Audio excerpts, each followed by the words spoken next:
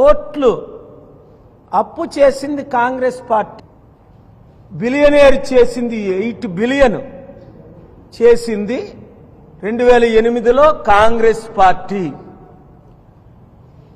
దేశంలో 100 రూపాయలు లేని ఎమ్మెల్యేల్ని 1,00,000 కోట్లు దోచుకోమని నేర్పింది కాంగ్రెస్ పార్టీ.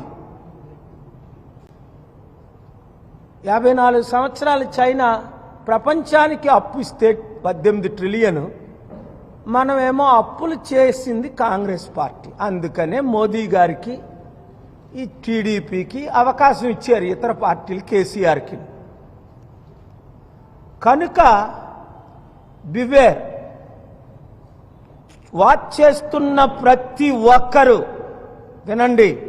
7569441275 ప్రతి మీ ఎమ్మెల్యే కాల్ చేయండి. జగన్మోహన్ రెడ్డి అంటే ఇష్టం లేదు, రాజీనామా చేద్దాం అంటే మా పార్టీలో చేరండి, లేదా టీడీపీలో చేరండి, ఇంకా జనసేనలో చేరండి. కానీ ఈ దేశాన్ని, ఆంధ్రప్రదేశ్ని సర్వనాశనం చేసిన సోనియా గాంధీ పార్టీలో మాత్రం చేరకండి. ఇది కేవలం ఆస్తుల కొరకు షర్మిల తండ్రిని అమ్మేసిందే తప్ప, రాజశేఖర రెడ్డి గారిని సోనియా గాంధీకి పదవి కొరకు, ఆస్తి కొరకు అమ్మిందే తప్ప,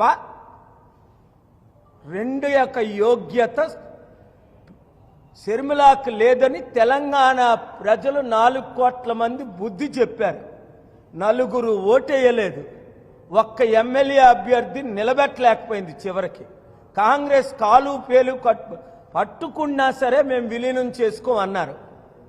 ఇప్పుడు జగన్తో పోరాడతాము అనేటప్పటికీ వాళ్ళు ఒప్పుకున్నారు. ఓకే, చూపించు, నువ్వు ఫైట్ చేసి చూపించు, నీకు రాజ్యసభ ఏదో ఇస్తాం.